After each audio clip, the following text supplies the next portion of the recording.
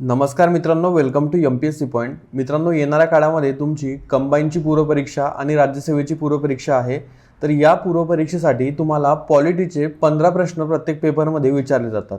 मग पॉलिटीसाठी तुम्ही अभ्यास केलेला असेल किंवा नसेल केलेला, काहींचा सुरू असेल तर त्यांच्यासाठी, तसेच ज्यांचा अभ्यास झालेला आहे त्यांच्यासाठी एक रिव्हिजन म्हणून मी इथे 120+ MCQ घेतलेले आहे, जे आपण या व्हिडिओमध्ये सोडवणार आहोत. जे सिरियस कॅन्डिडेट्स असतील बघा, ज्यांना खरंच प्रिलिम पास व्हायचं असेल तर त्यांनी हा व्हिडिओ काळजीपूर्वक बघा. यामध्ये प्रत्येक MCQ जो आहे तो आपण सोडवणार आहोत.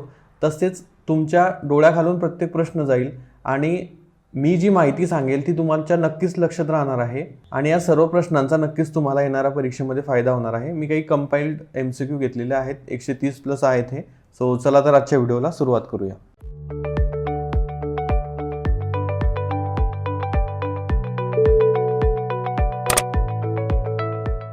तर मित्रांनो, पहिल्यांदा सर्वांना थँक्यू. तुमच्यामुळे आज आपल्या चॅनलचे 112K म्हणजे 1,12,000 सबस्क्रायबर पूर्ण झाले. सो सर्वांना थँक्यू. बघा, पहिला प्रश्न आहे, भारतीय संविधानाच्या कोणत्या भागात भारताचे नियंत्रक आणि महालेखापरीक्षक यांचा उल्लेख आहे? तर कोणत्या कलमामध्ये बेसिकली आपल्याला विचारलेला आहे. बघा, प्रश्न जे आहेत ते बहुधा मी बरेच प्रश्न ट्रान्सलेट केलेले आहेत, त्यामुळे ट्रान्सलेशन एरर इथे असू शकतात, पण मी तुम्हाला सांगताना प्रश्न करेक्ट करून सांगणार आहे. बघा, कोणत्या भागामध्ये नियंत्रक व महालेखापरीक्षक म्हणजे CAG, comptroller and auditor general of India यांचा उल्लेख आहे? तर मित्रांनो, सर्वांना माहीत असेल 148 जी कलम आहे त्यामध्ये कॅगचा उल्लेख आहे, comptroller and auditor general of India, CAG. Okay. त्यानंतर MPSC तुम्हाला काय विचारतं बघा, कलम तुम्हाला 165 विचारतं, जी की राज्याच्या महाधिवक्त्याशी संबंधित आहे. त्यानंतर कलम तुम्हाला 76 विचारतं, जे की अटर्नी जनरल ऑफ इंडिया किंवा त्याला तुम्ही महान्यायवादी म्हणतात यांच्याशी संबंधित आहे. म्हणजे याच्या कलम तुम्हाला पाठ असायला हव्या. कंबाईनला तर यावरती डेफिनेटली प्रश्न येत असतो. त्यानंतर दुसरा प्रश्न बघा, भारतीय संविधानाच्या प्रस्तावनेनुसार अंतिम सत्ता डॅश डॅश यांच्या हातात आहे. तर अंतिम सत्ता कुठे आहे बघा, संविधानाची प्रस्तावना जी आहे आपल्या भारतीय राज्यघटनेची, आम्ही भारताचे लोक, भारताचे एक सार्वभौम, ही जी प्रस्तावना आहे तर त्याच्यामध्ये अंतिम सत्ता लोकांच्या हाती सांगितलेली आहे किंवा लोकांच्या हातात अंतिम सत्ता असते. त्यानंतर भारतीय नागरिकत्वाशी संबंधित कायद्यात सुधारणा करण्यासाठी खालीलपैकी कोण जबाबदार आहे? पंतप्रधान करू शकतात का? नाही. जबाबदार कोण आहे? अध्यक्ष आहे का? नाही. तर संसद जबाबदार आहे मित्रांनो. ओके, म्हणून ऑप्शन नंबर C हा जो आहे तो करेक्ट ऑप्शन आहे. सर्वोच्च न्यायालयाचा काही इथे संबंध नाही. त्यानंतर राज्यसभेची स्थापना डॅश डॅश रोजी झाली. तर 3 एप्रिल 1952 रोजी राज्यसभेची स्थापना झालेली आहे. 3 एप्रिल 1952. बघा, संसदेची संबंधित जे कलम आहे ते कलम 79 आहे. यामध्ये संसदेची तरतूद आहे. त्यानंतर पुढचा प्रश्न बघा आता, खालीलपैकी कोणत्या समितीने पंचायत राज व्यवस्थेच्या स्थापनेची शिफारस केली? तर किरण खिलवा समिती, खट्टर समिती, बलवंतराय मेहता समिती आणि यापैकी नाही. तर मित्रांनो, बलवंतराय मेहता समिती जी आहे त्यांनी या राज्यव्यवस्थेची, पंचायत राज व्यवस्थेची शिफारस केली होती. ही समिती जी आहे ती 1957ची आहे. त्यानंतर पुढचा प्रश्न बघा, खालीलपैकी कोण राष्ट्रपती आणि मंत्रिमंडळ यांच्यात संवादाचे माध्यम म्हणून काम करतो? तर राष्ट्रपती आणि मंत्रिमंडळ जे आहे त्यांच्यामध्ये संवादाचं काम कोण करेल? पंतप्रधान. ओके. तर मित्रांनो, राष्ट्रपतीची तरतूद तुम्हाला माहीत असेल कोणत्या कलममध्ये आहे? तर कलम 52 मध्ये आहे. पंतप्रधानाविषयी कलम 75, 76 वगैरे आहेत, त्यांच्यातील तरतूद तुमच्या माहीत असाव्या तुम्हाला. नेक्स्ट क्वेश्चनकडे आपण जाऊया डायरेक्टली. खालीलपैकी कोणते राज्य पंचायत राज व्यवस्थेचे पालन करत नाही असं आपल्याला विचारलेलं आहे? तर बघा, राजस्थान करतं, त्यानंतर आसाम देखील, त्रिपुरा देखील, पण मिझोराम करत नाही, म्हणून ऑप्शन नंबर D तुमचा इथे करेक्ट आहे. खालीलपैकी कोणती संस्था मूलभूत हक्कांचे संरक्षक मानली जाते? न्यायव्यवस्था, संसद, सत्ताधारी पक्ष, अ आणि ब दोन्ही. तर मित्रांनो, न्यायव्यवस्था जी आहे ती मूलभूत हक्काचे संरक्षक मानली जाते. जसं की तुम्हाला माहीत असेल, कलम 32 नुसार जर मूलभूत हक्कांचं उल्लंघन झालं तर डायरेक्टली तुम्ही सर्वोच्च न्यायालयामध्ये जाऊ शकतात आणि उच्च न्यायालयामध्ये कलम 226 आहे. सो मूलभूत हक्काचे संरक्षण मानली जाणारी काय आहे? तर न्यायव्यवस्था आहे. त्यानंतर पुढचा प्रश्न बघा, दिल्ली विधानसभा फक्त डॅश डॅशवर कायदे करू शकते? तर दिल्ली विधानसभा फक्त सार्वजनिक विषयांवरती कायदे करू शकते, म्हणजे जमिनी विषयक नाही, पोलीस विषयक नाही, तर फक्त सार्वजनिक विषयांवर. त्यानंतर खालीलपैकी कोण एकाच वेळी संविधान आणि कायदे राखण्याची शपथ घेतो? तर कोण घेतो बघा, संविधान आणि कायदे देखील भारताचे सरन्यायाधीश घेत असतात. ओके, म्हणून अ इथे करेक्ट आहे. पुढचा प्रश्न, कोणत्या उच्च न्यायालयात जास्तीत जास्त खंडपीठे आहे? Which high court has maximum number of benches? तर गुवाहाटी हायकोर्टमध्ये सर्वात जास्त खंडपीठे आहेत.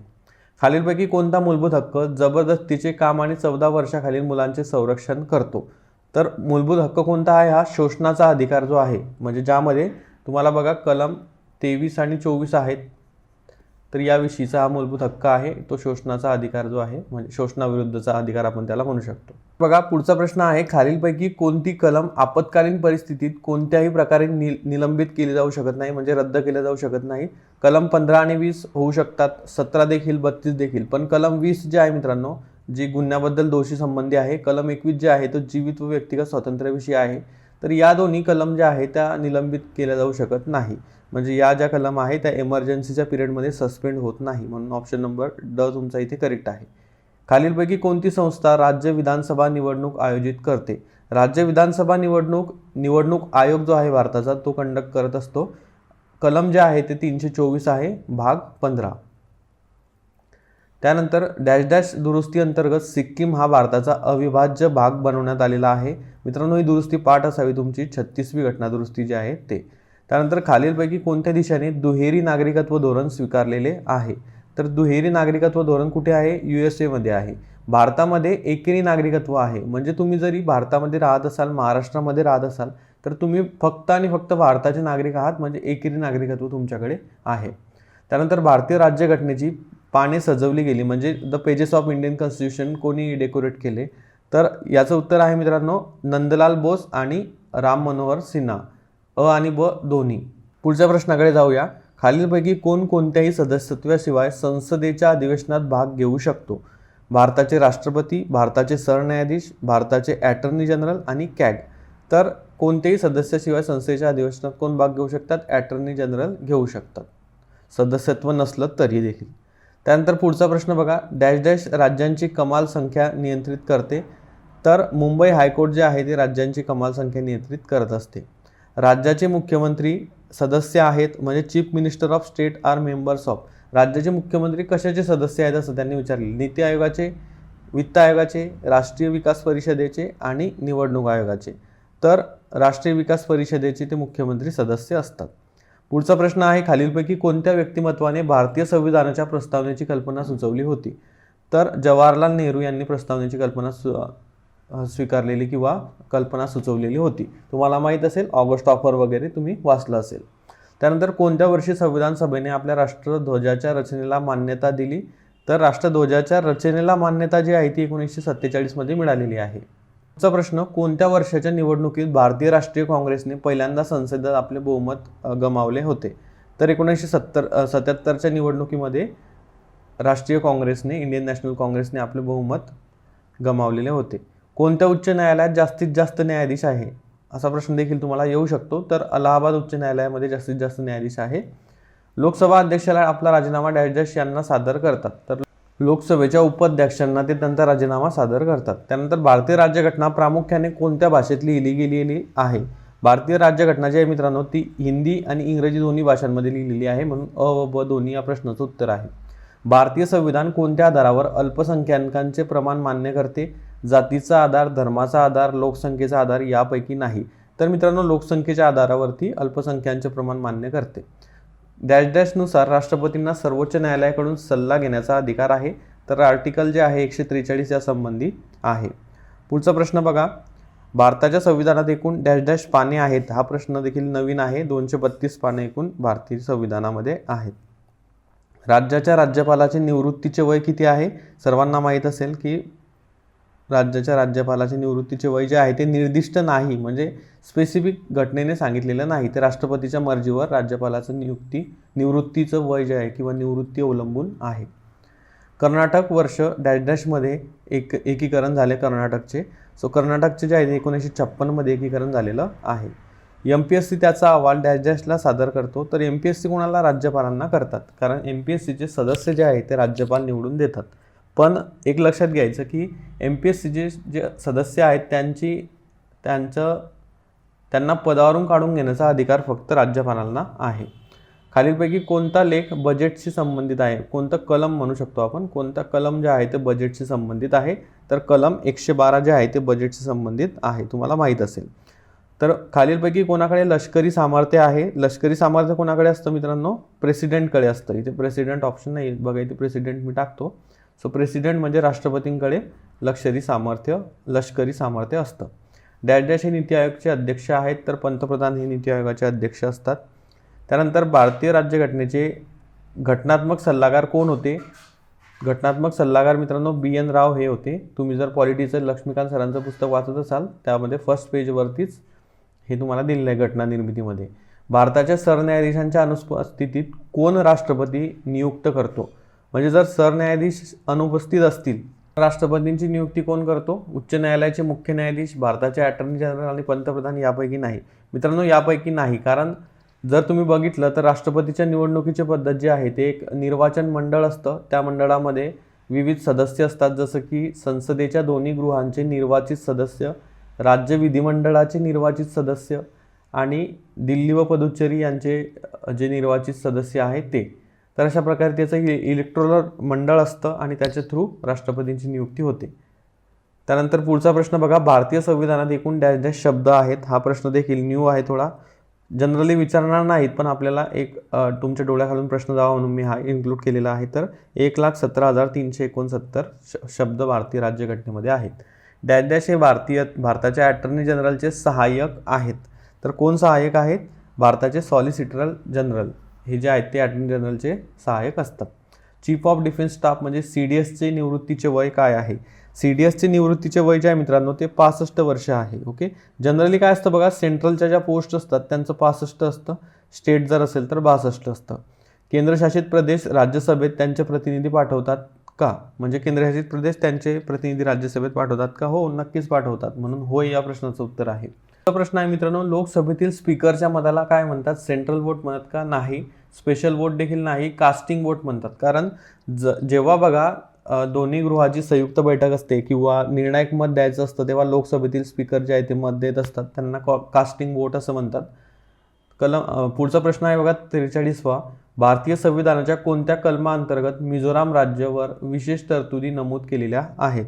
तर मिझोराम राज्य जे आहे त्याच्याविषयी विशेष तरतुदी कलम 371G मध्ये दिलेल्या आहेत.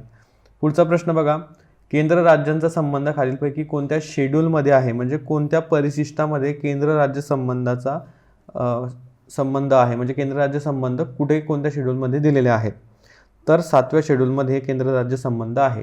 जसं की तुम्हाला माहीत असेल, पहिल्या शेड्यूलमध्ये संघ व त्याचे क्षेत्र आहे, त्यानंतर दुसऱ्यामध्ये जे पगार वगैरे आहेत ते आहेत, त्यानंतर तिसऱ्यामध्ये शपथ वगैरे आहेत, त्यानंतर चौथ्यामध्ये राज्यसभेविषयी हे परिशिष्ट आहे. तर अशा प्रकारे जर तुम्ही 7व्यामध्ये बघितलं तर केंद्र राज्य संबंध म्हणजे फेडरेशनच्या ज्या लिस्ट आहेत त्यांच्या यादी देखील दिलेल्या आहेत.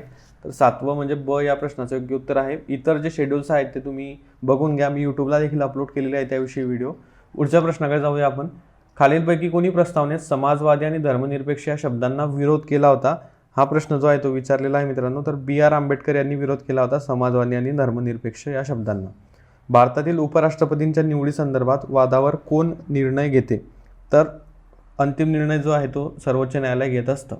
2 ऑक्टोबर 1959 रोजी भारतात पंचायत राज व्यवस्था खालील ठिकाणी लागू करण्यात आली. तर नागौर राजस्थान येथे पहिल्यांदा ही पंचायत राज व्यवस्था लागू करण्यात आली होती. त्यानंतर आपल्या महाराष्ट्रामध्ये केलेली आहे. भारतीय राज्यघटनेच्या कोणत्या कलमात निवडणूक आयोगाबाबत तरतुदी आहेत? तर 324. ऑलरेडी मी तुम्हाला सांगितलेलं आहे. पुढच्या प्रश्नाकडे जाऊया आपण. पुढचा प्रश्न आहे बघा 50 नंबरचा. खालीलपैकी कोणते मंत्रालय केंद्रीय अन्वेषण ब्युरोशी संबंधित आहे?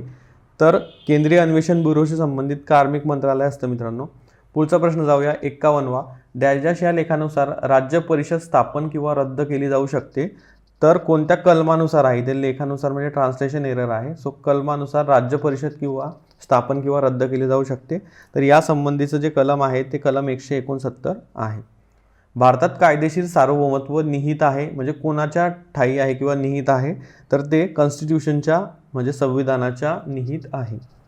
केंद्र आणि राज्यांमधील विवादांचा निवाडा करण्याचा अधिकार कोणाला आहे? केंद्र आणि राज्यांमधील जो निवाडा आहे तो करण्याचा अधिकार जो आहे तो सुप्रीम कोर्टाला आहे, सर्वोच्च न्यायालयाला आहे. स्वतंत्र भारताचे 5वे आरोग्यमंत्री कोण होते? तर हा थोडा अनकन्व्हेन्शनल प्रश्न आहे पण विचारला जाऊ शकतो. राजकुमारी अमृत कौर ज्या आहेत त्या 5व्या आरोग्यमंत्री होत्या. लोकसभेचे पहिले वक्ते कोण होते, स्पीकर कोण होते लोकसभेचे ते विचारलेलं आहे. तर लोकसभा स्पीकर ग.वा. मावळणकर म्हणजे जी.व्ही. मावळणकर हे होते. पुढचा प्रश्न बघा, राष्ट्रपतींचा अध्यादेश डॅश डॅश महिन्यापर्यंत लागू राहतो. तर राष्ट्रपतींचा अध्यादेश जो आहे तो 6 महिन्यापर्यंत लागू असतो. राज्यघटना तयार करण्याची पहिली कल्पना खालील व्यक्तींनी दिली होती. तर कोणी कोणी दिली होती बघा, इथे 4 ऑप्शन्स आहेत तुम्हाला. तर एम.एन. रॉय यांनी राज्यघटना तयार करण्याची कल्पना दिली होती. पुढचा प्रश्न, खालीलपैकी भारतातील सर्व केंद्रीय विद्यापीठांना भेट देणारे कोण आहेत. केंद्रीय विद्यापीठांना भेट देणारे कोण आहेत. तर UGCचे चेअरमन जे आहे युनिव्हर्सिटी ग्रँट कमिशनचे, तर ते सर्व विद्यापीठांना भेट देतात. पुढचा प्रश्न आहे, 73व्या घटना दुरुस्तीनुसार कायद्यानुसार पंचायतीचा काळ काय आहे. पंचायतीचा काळ कोणता आहे असं विचारलेलं आहे, किती वर्ष आहे. तर पंचायतीचा काळ जो आहे तो 5 वर्ष असतो, तुम्हाला माहीत आहे. त्यानंतर पुढचा प्रश्न, खालीलपैकी कोणत्या समितीने एक भाषा एक राज्य या आधारावर राज्याची पुनर्रचना स्वीकारली. तर कोणती समिती आहे मित्रांनो, यापैकी कुठलीच नाही. तर अशा प्रकारे मित्रांनो आपण या लेक्चरमध्ये म्हणजे हा आपण काय करूया, 2 पार्ट करूया. हा पार्ट 1 आहे आणि आपण पार्ट 2 देखील याचा आणणार आहोत तुमच्यासाठी. पार्ट 2 मध्ये आपण इतर उर्वरित प्रश्न जे बघूया, म्हणजे 60-70 प्रश्न अजून राहिलेले आहेत. सो नक्कीच तुम्हाला त्याचा फायदा होईल. 60 प्रश्न या पार्ट 1 मध्ये आपण घेतलेले आहे. याच्यानंतर मी पार्ट 2 अपलोड करेल. पार्ट 2 मध्ये तुम्हाला उर्वरित 60 प्रश्न दिसतील. तुम्हाला काही डाऊट असेल बघा, आता सांगताना बऱ्याच वेळा एखादी इन्फॉर्मेशन माझ्याकडून चुकू शकते, कारण मी कुठलंही पुस्तक वगैरे समोर ठेवून हे सांगत नाही आहे. जे मला लक्षात आहे किंवा जे माझ्या पाठ आहेत तेच मी तुम्हाला प्रश्नांविषयी अधिक माहिती देत आहे.